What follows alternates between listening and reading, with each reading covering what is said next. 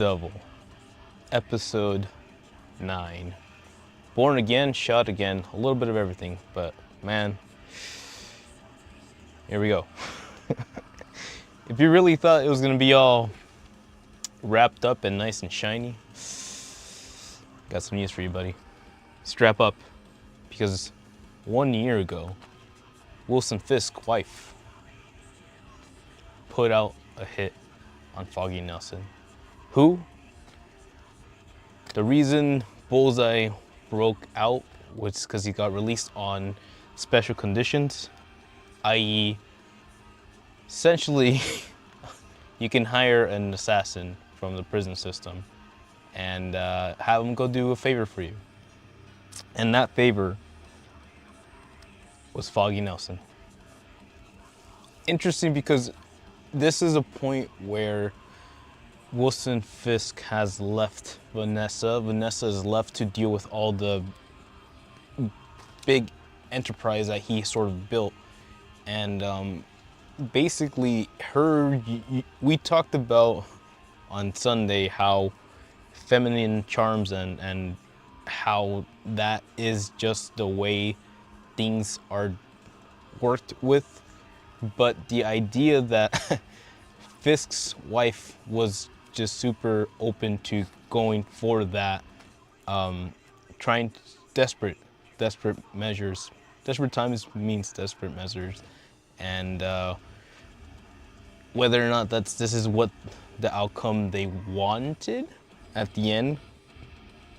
But hey, one small choice leads down a barrel of decisions, because even though Point Dexter doesn't want to do anything. He's good with just taking his drugs and just not killing people for a cool second.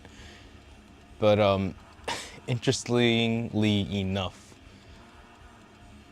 Vanessa assures him that Fisk is not a part of this anymore. To which a drugged up Point Dexter responds, "He is always a part of this." It's true. Because it's not for free. It wasn't a release on appeal, right? A release on conditions, conditional release. And there is a cost. The cost. Matthew Murdock again, man. At this moment, we start to go back to the end of last week's episode, the final scene being a shot of Matthew Murdock taking a shot to the shoulder from Bullseye in order to save a heart shot to Wilson Fisk. Man. Why would he do that? People have questions. Oh no, fair enough. Karen, but not Karen. Kind of crazy. Again, it was the drugs, man. Don't be mean. It was the drugs. But as Matthew is waking up from his shot, his wound, he thinks he remembers Karen, right? So it kind of shows where his brain's at in terms of a simpler times, shall we? But unfortunately, or fortunately, I don't know. I'm not mad. It's not Karen. It's Heather.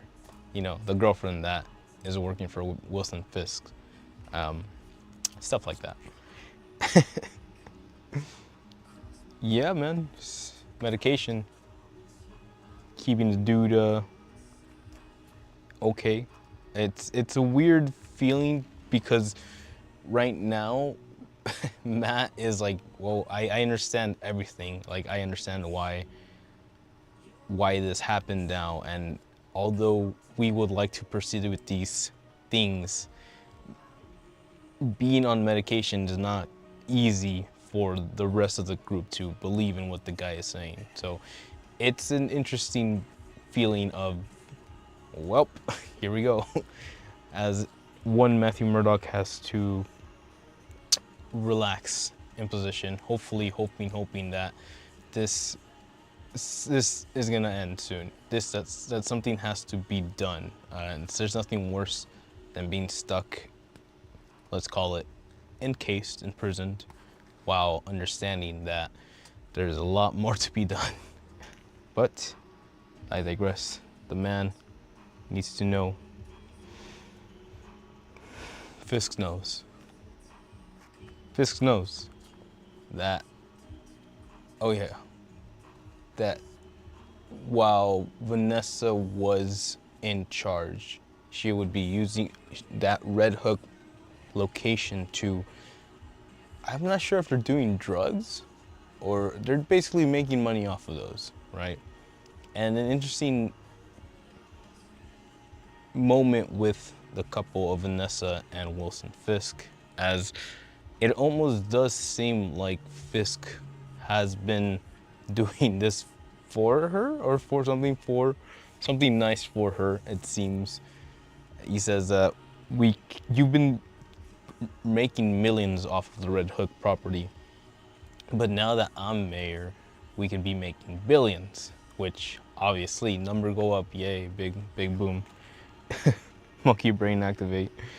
The quote itself being that now I became a mayor to save the city, but the opportunities present themselves, which is a way of putting things. Man, I don't even know. It's just,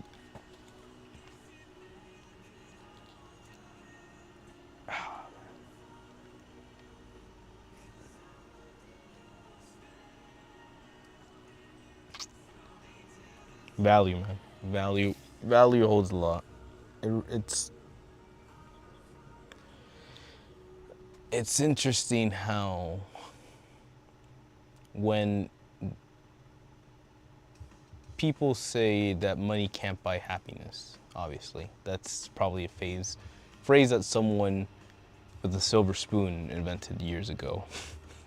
Maybe. But it's being so sworn to the economic moment and the sweeps and just paying attention to every little transactions that are being made, even while understanding there's billions of transactions that are not even being accounted for. It really makes it irrelevant, right? So it's very ironic to me that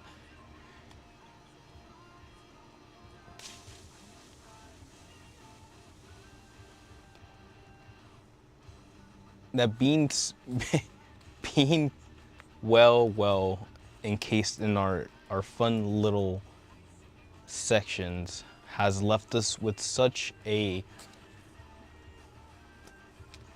loss of desire for, I guess, what matters in terms of going out there, experiencing, living, breathing, and becoming, right? And we've essentially traded all of that for a society of comfort, right? And no one's saying that's not a terrible thing, obviously. You know, people like camping, but people like glamping a lot more for a reason.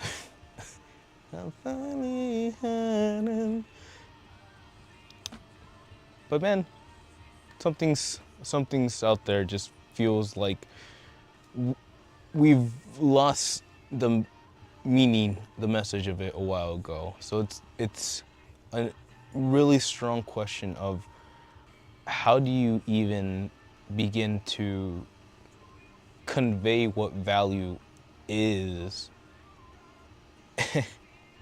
when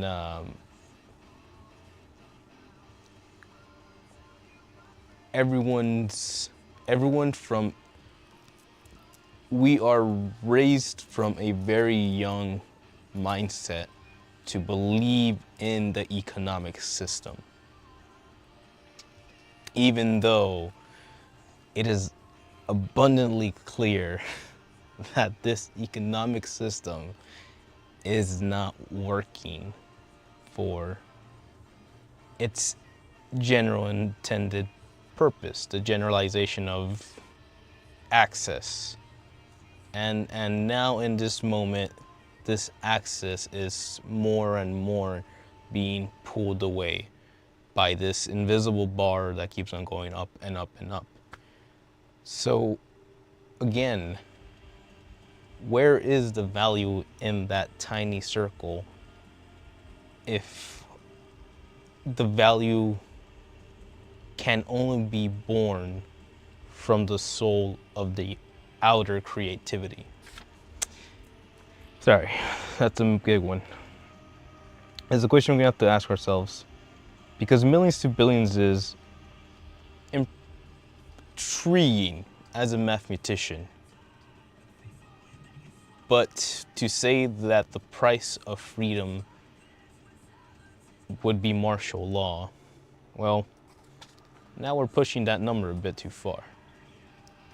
Scales be tipping, man. But as the things turn for the worst, we have a cute little quote from the woman who would become the Judas of the group. Reactions are worse than the offenses that cause them. Sometimes, right? I don't even remember her name. This is how well she played her part. That she was irrelevant to this whole story. That she had maybe a way to do this. I don't know. I didn't even know. You can't even, hindsight can't even determine what one could have done in her situation, where it was clear that her voice was not being heard or respected, or even maybe acknowledged sometimes, but not to the point that she felt that it needed. But this lady, bless her soul, I don't know her name, has been told at the end of the day that they're going for the power system, the power grid. People are going to have to stay indoors for 8 p.m. indoors. We're gonna go into something very, very hard. Martial law is something that really only should be enacted, or is enacted, or was enacted during war times, right? The idea of if we are in the midst of burning our borders from each other, or attacking our borders, or being dismantled, abused, and more than that, the people who live within those borders no longer have the security that is guaranteed by the state and or country, then the martial law, whether it be from the state, whether it be from the city, whether it be from the government, enacts to protect that area from any entering deterrent.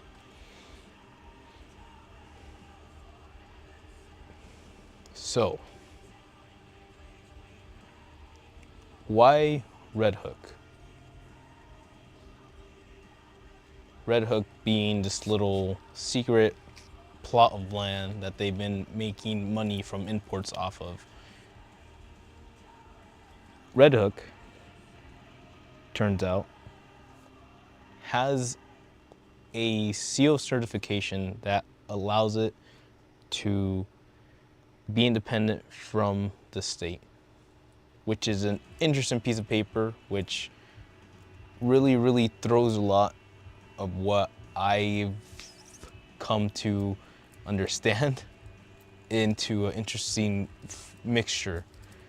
Because as is clearly pointed out,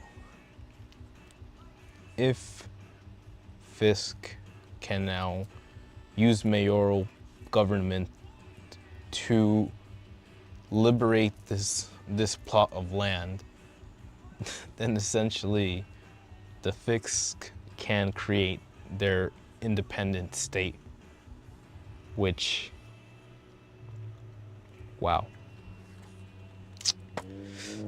We're getting there. We're getting there. Because enough is never enough, apparently, it's not. We're gonna go with that one.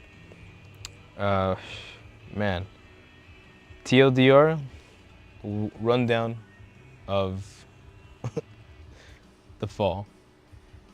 So you get the force, crime spikes, whether it was from his own mob people or just natural unrest within the people. And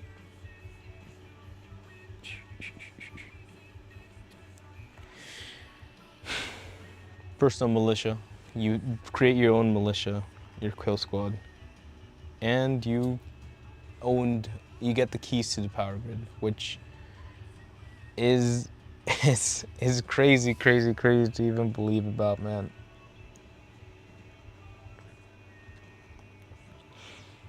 $8 p.m. every night, curfews, power off. The personal police guards, Wilson personal police force goes out every night, and by law, Wilson Fisk law, state law, city law,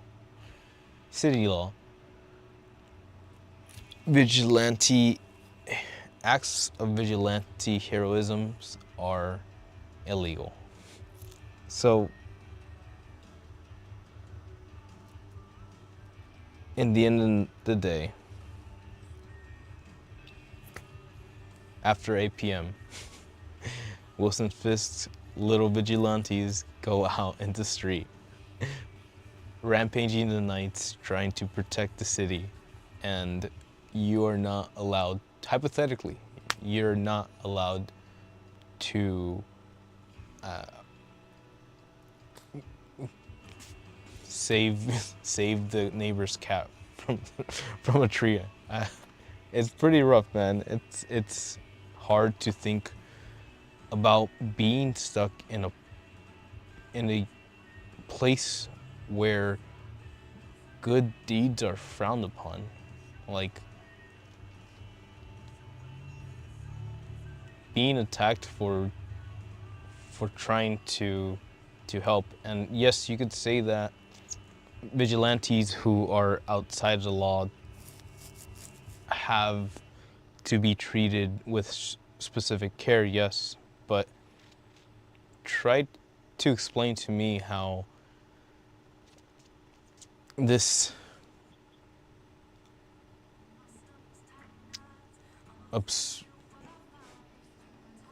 obsession with power is nothing less than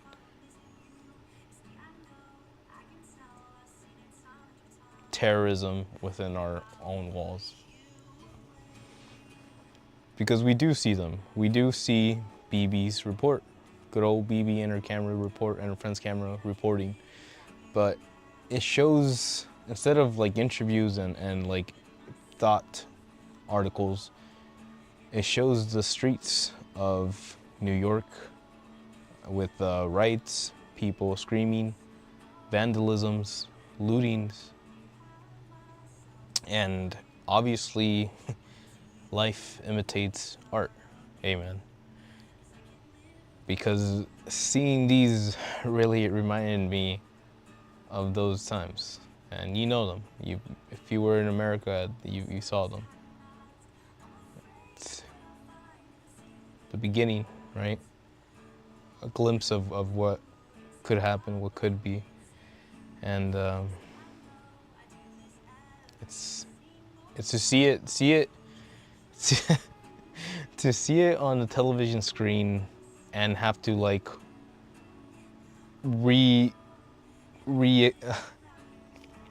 reconvince myself that this was just a television show says a lot to me. But it's generally impressive how this team has continued to push forward and try to say more than just punch, punch, kick, kick. Not that that wasn't here, obviously, but things got serious, man. Things got very,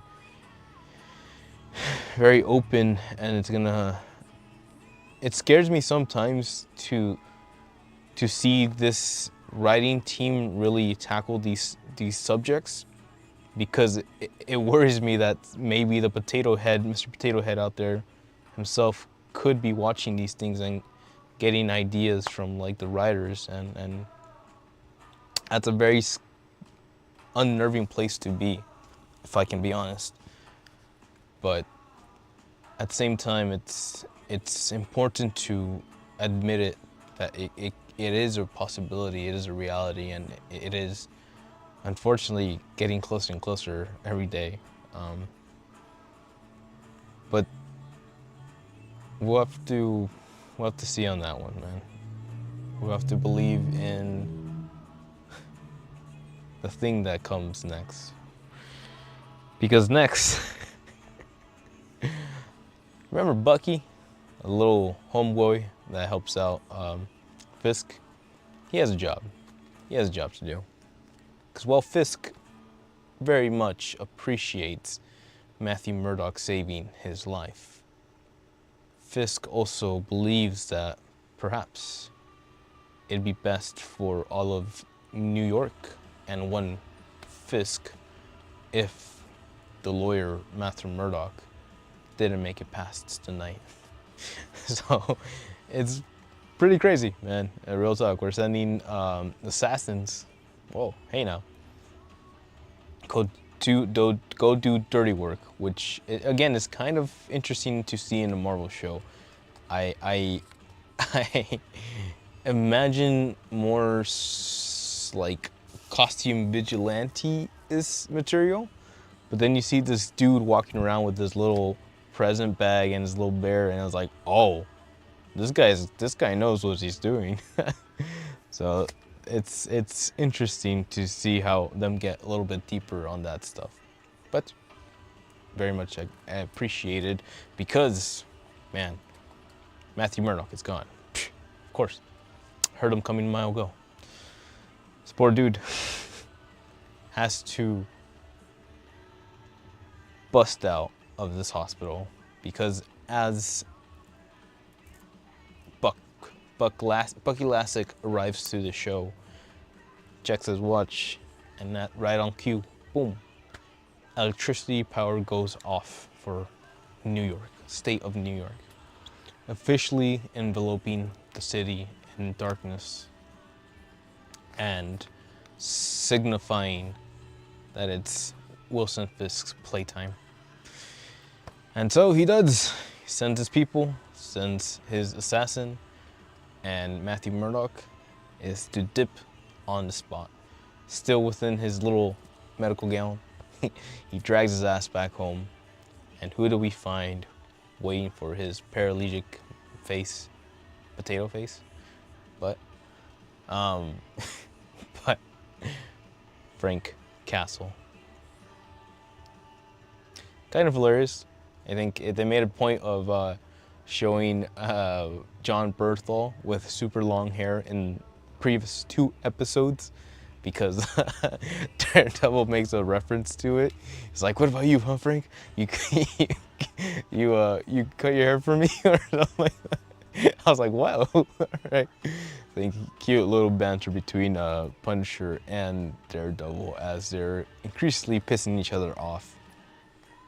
But Frank says that he got a phone call, and a phone call means that he was gonna keep his promise to check up on Matthew.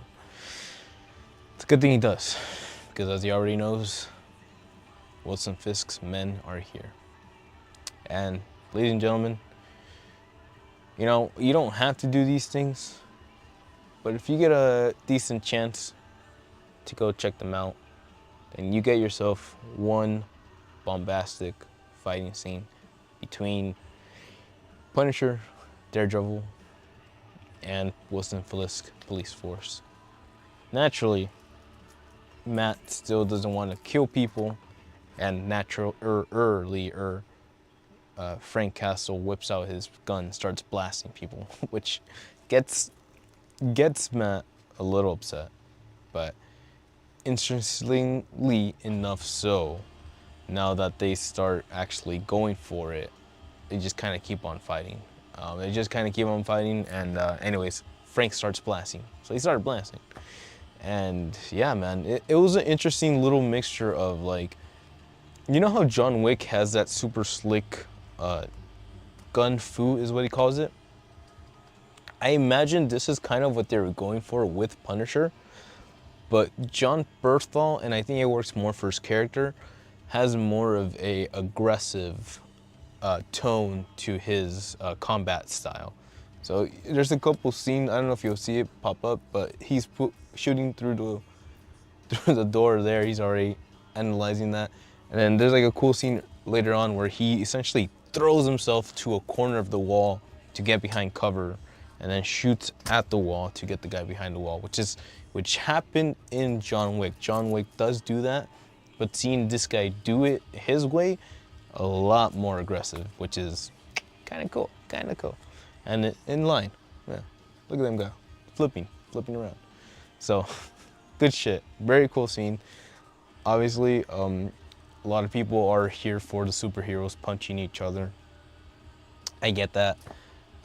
Thankfully, I've enjoyed what the showrunners have been doing with the direction of this and the writing and just what they've been presenting. But damn, every time they have a sick choreographed fight scene, I rewatch it because I like those things. They go pretty good. And yeah, good they are indeed. Very, very cool scenes. Kids clean up the place. Well, they trash his house, but they take out everybody inside the room. A win's a win. And it's true. Frank, he wants his stuff back. So he takes the radio, and he has, what's his face? Oh yeah, he takes the radio, and as they have a quick little intersection about how it feels bad to kill these people, but then Frank's like, nah, I gotta do it, man. Boom, boom. Matthew tries to get in the way of one guy from him shooting the guy that shot Hector Ayala, because they find the actual bullet casings that killed Hector Ayala. So Matt has a quick moment, a chance to take him out, but he does not. It insults the Punisher, and he wants to kill him, but Matt steps in, and it becomes another quick intersection of like, well, what are we doing this for, and what's going on, man? So we'll have to see. No, he's not doing it. But Frank being Frank, he shoots another guy instead, and as they're arguing, we hear the grenade being cooked and tossed into the room, and without a choice, they jump out the window, explosions and all. Interesting enough, Daredevil has to grab the Punisher so they can swing away. So he basically does the Spider-Man swing, but with the Punisher. And they land on a car. Deus Ex Machinas. It could have all been over. It could have all been done. They get up, they start walking away. Frank knows he's an asshole. But thank God, he's an asshole that Karen Page likes. Because when the car turns on, Honda Accord rolls up, or Honda Civic rolls up, and it's none other than Karen Page. That's right, ladies and gentlemen. The girl has a job today. She got her job back. So kind of cool. I don't know. Maybe she's back in the game. Maybe they just had to make it feel less weird that Foggy wasn't around. But Foggy's whole shtick kind of makes it full circle. So it's an interesting way of bringing his character around, even if he's not around. But ouch. And yeah, man. Thankfully, with her, she's allowed to go with, I think, Frank Castle? Yeah, they're in Frank's hideout, and then they're getting all patched up, thankfully. Matt, Karen have a moment. Punisher, Karen have a moment. Frank tries to invite her for coffee, And Karen says no, unfortunate. And it's a little weird, but it's all right. They're all adults, which they all do well, playing adults in the room. And at the end of the day, Matt realizes that Foggy has these files, and Karen knows where these files are.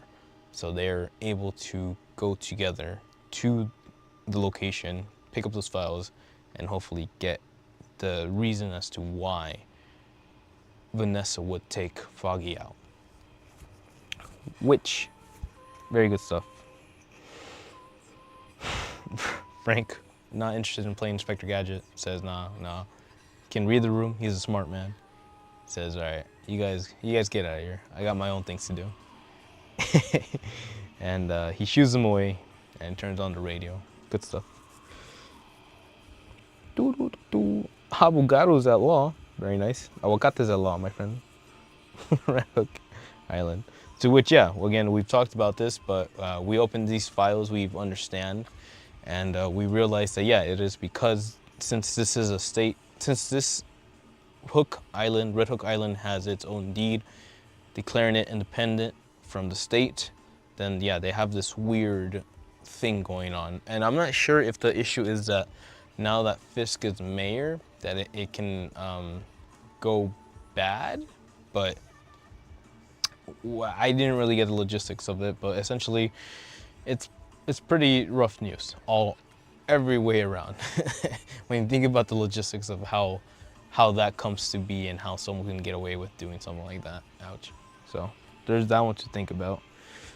But as we wrap it up for today, the last one I want to talk about is Little Party Boy, man. Last week I talked about how I was under the impression that this guy's job was to be the surrogate son of Wilson Fisk and be like that Daniel kid, I think his name is, from Across the Spider-Verse.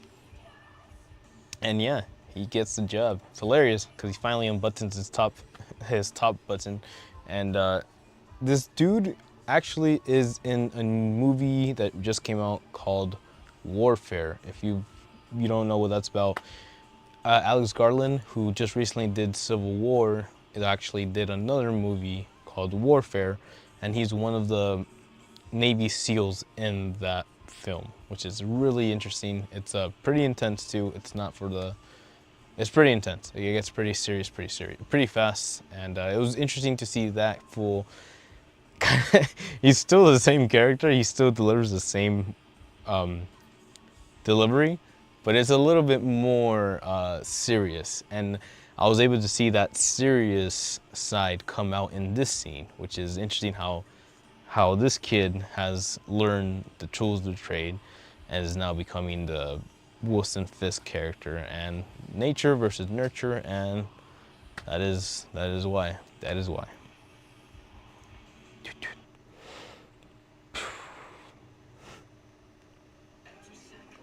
While this has happened, avocados at law. Frank, being cool, is keeping an ear to the radio, and he gets the call. It's time. I think I can do this. That's fine. He gets the call of duty. Frank, one man versus the goon squad.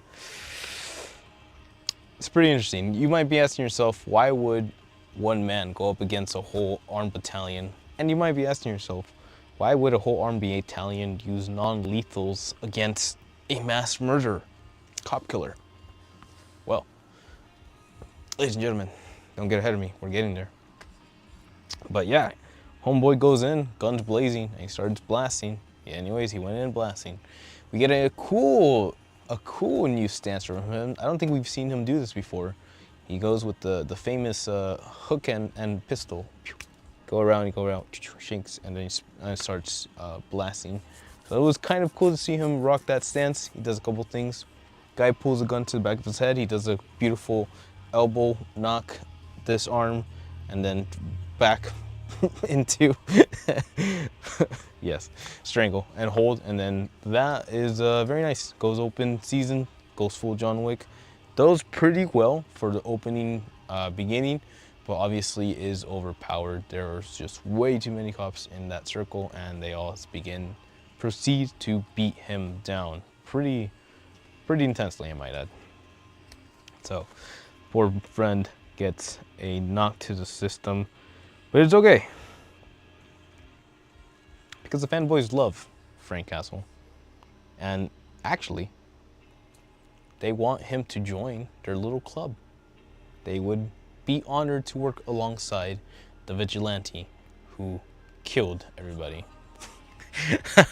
So the thing that gets me the most is like Fisk likes to rage on about how he dislikes vigilantes and how he's like, destroying my city and blah blah blah. But if you flip the table, these dudes are doing nothing more than what the Punisher was doing. Meaning that their inspiration is a vigilante. So how the fuck are you gonna go around and being like, oh, I hate vigilantes, and you're gonna hire vigilantes? So, I mean, Fisk, you got a lot of thinking to do, my dude. A lot of explaining to do. So, Frank takes a cog in a broken machine. Oh. Frank goes deep. He starts going about how they're all just a bunch of clowns playing in Wilson Fisk game. So a bunch of like jesters just entertaining this one potato head. And meanwhile, this potato head is giving a speech about a cog in a broken machine, as that other election lady who was told to report anybody who didn't believe in Wilson Fisk, right? For a split second, man, obviously, I think that the showrunners did a great job of kind of giving her this backbone almost. And then when things really mattered, and this police commissioner guy talks to her, tells him the plan, she instead turns around and rats him out to Fisk. Now, this guy is being assaulted by Fisk in a weird moment of display of strength or whatever. Fisk does like a fun little elbow to the throat, double chop to the neck, the little right here. Get that shock. And then while he's down there, he begins to squish his head like a grape or a watermelon. You pick, like a melon. To the point where, yeah, because you hear the cracking and you're like, no, they're not gonna do that. They're not gonna do it like this, which they don't. They go kind of smart, and essentially they go to the point where that he pushed so hard that he broke his jaw, and his hand friction was able to rip off the skin from his forehead. So if that sounds pretty graphic to you, yeah, it was pretty graphic. So welcome to Disney Plus. We do what we want to, yeah. Justice, i.e. good men, stay silent. The same people who have taken this oath to protect the city of New York all just watched their police commissioner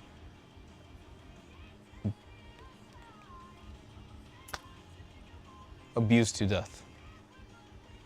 And rather than, like, listen, man,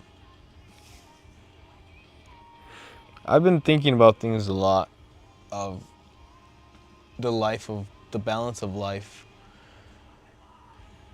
who pulls the line, and like when the choice gets to be made. And something incredible too, if you haven't checked it out, the little homie played the latest episode of Zenless Zone Zero, and quick spoilers, one of my favorite characters, Lycan, the gentleman butler of the group, has to make the choice of if he would pull the trigger or if he would let his emotions, let his friend become what his friend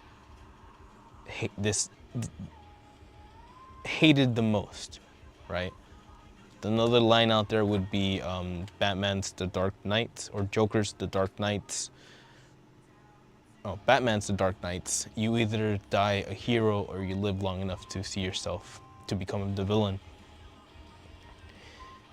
And it's pretty apparent, man.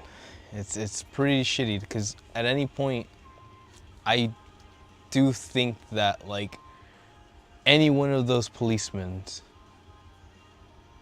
could have just whipped out a 9 caliber and aimed for the forehead. And honestly, dude, real talk, obviously things would not go well for that person. Obviously. But again, what is the value of a life? And what is that life if it's a life of destruction and pain and chaos? And why is that a life that you would want to leave for your future, your family, your children? Is an idea, is a thought. And I know, things are serious, things are rough out there.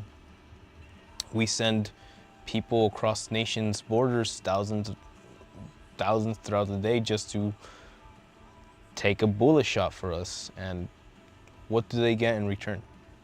What future do they fight for? So I just think things like that, I believe things like that deserve to really have another gander at. But we'll see.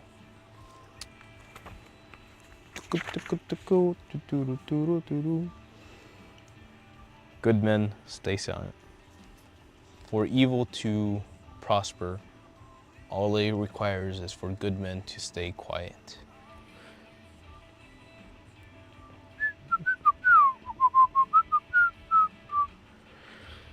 Karen reminds Matthew in a moment of crisis, of ultimate disbelief and discontent, and in a moment where he's just cleared out your room with Frank Castle the Punisher. Karen reminds him of the time when she asked, how does he see in the darkness? What does it feel like living in the darkness? To which Matthew Murdoch responds,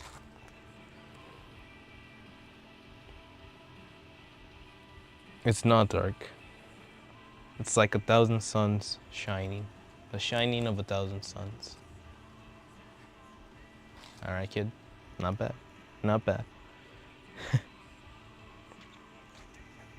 But tonight, the night is dark as Wilson Fisk enacts martial law the next morning.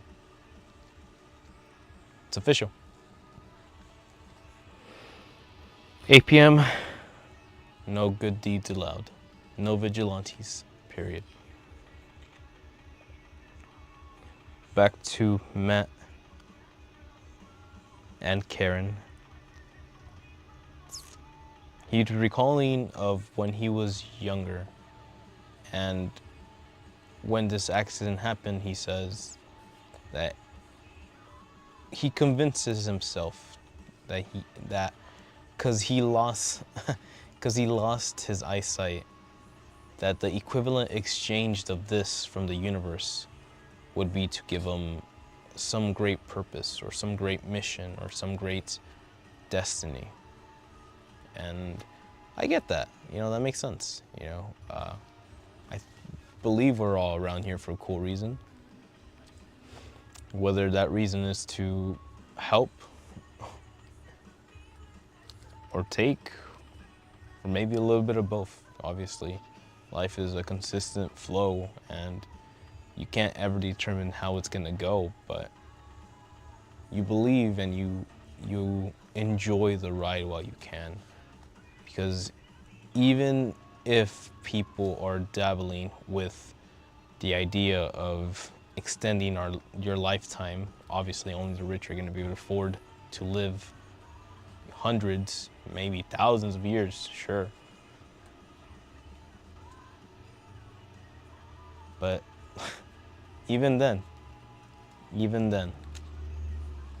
that future is not guaranteed. So if you pay up the butt. But just know that everything has a cost. And if it's not immediate, then you will see that interest paid in full. But as we end up for the day, Matt's reflecting on this moment, and he says, my mistake at that day, that moment, was assuming that he was immune, that I was immune to the darkness. Like none of it affected. And when he lost his friend, Matthew Murdoch lost himself. And when he lost himself, he lost his way.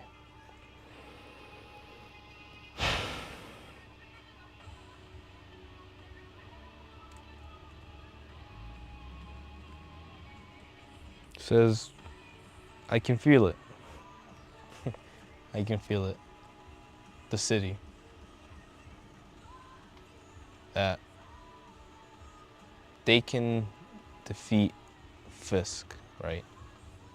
When the majority gathers to fight for something we all believe in,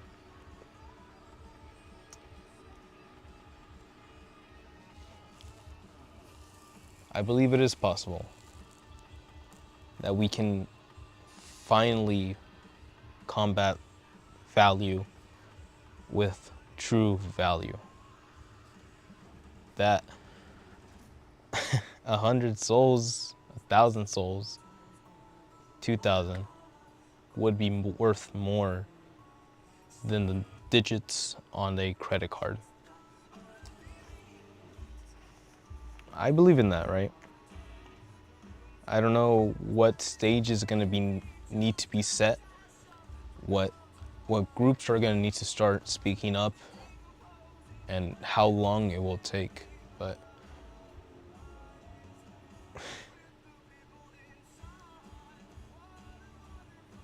in the world where at the end of the day, I believe most of us have each other. In those desperate moments, we have the support, the love, the care of the ones we trust and believe in.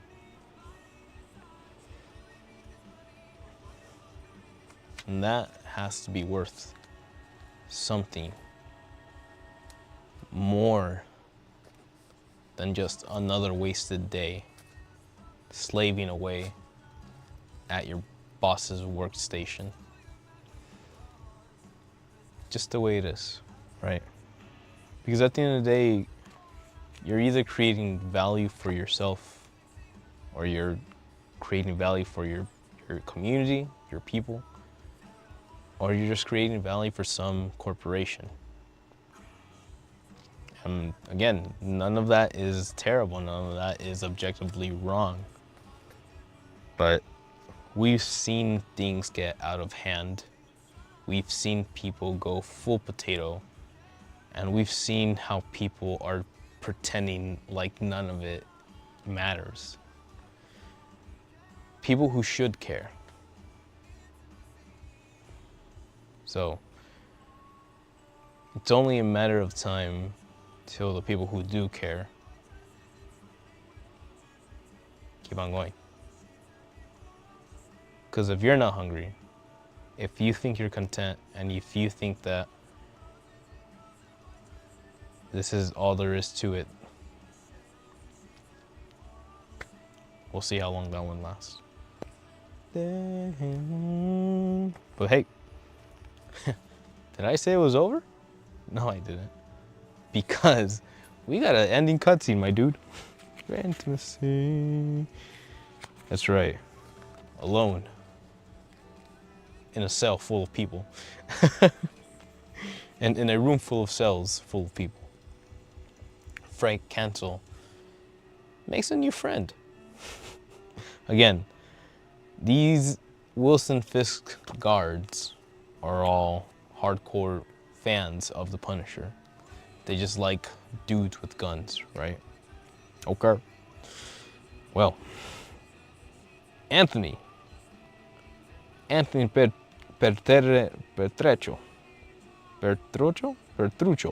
Anthony Petruccio, new friend. From Jersey. He just broke his arm. And you hear the jail cell lock open. Season 3, Season 4. Season 4? Confirmed. Man, yes, it's true. You know, for a split second, I really thought we were gonna wrap this series up with this season. with we were gonna be able to save democracy. You know what I mean? But I guess, and apparently, Disney and the overlords decided that we're not done with the story yet, and we're really gonna have to wait to see what the results of life are gonna be after these couple of months. So I'm not sure how long that's gonna take. I'll keep an eye on it, but damn, that is a unnerving place to leave this. But it's probably a really good place to leave it, because it's a really good cliffhanger where it's all shit. It's all shit, man. It's all bad. It's scary in a very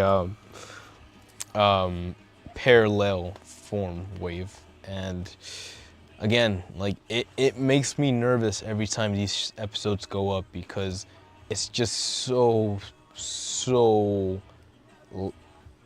it's too real. It is too real. And it throws me off, or it makes me anxious, because I feel like the big potatoes and the people in his circle might be watching these episodes and really taking notes and getting ideas out of this shit, which is unnerving. But at the same time, if we believe in anything, then it's supposed to pair out somehow. But ladies and gentlemen, that is all I have for you. Daredevil, Episode 9, season finale of Daredevil Born Again. Where are we, and how did we get here? But no, honestly, going from the Netflix series to this, maybe Netflix had more friendship vibes, and that makes sense because it came from Foggy and Karen Page. And yeah, to come to this point and to essentially take all that community and that goodwill away really does put Matt in a different spotlight. And I liked it because I think we got more like lawyer action in this version of Matt. And it was proper for the character who's going through a lot right now. It's just gonna be difficult for someone who has lost someone very important to them to go back to being the old person they used to be, because if you can feel it, you can feel the loss of that person when you try to remember of the good times and the person that you were with that person. It just makes it more apparent that they're not there anymore. So if you want to say that this Daredevil felt different to you, I think that makes sense from a personal character development perspective. And yeah, we'll have to see where that goes and where that develops into. But season 2 of Daredevil Born Again, that is confirmed. It is happening. I don't know, honestly, if they can kind of keep up this quality of writing and momentum. So that part's gonna get to me a bit. I feel like if it dips in quality, I think I might know why, and that will be disappointing. But at the end of the day, I'm pretty sure, like many of us, we're all in. We're all strapped in, and we're all ready to see what happens next. But hey, if you're there, if you know, and you're ready, then let me know, because things are getting scary out there. And if you're scared, come talk to us. Leave a message. I'll give you a hug. We'll be all right. But don't worry about it. No te preocupes. Because here, we have fun. And if you had fun today, then I do hope you swing by and hang out and be chill.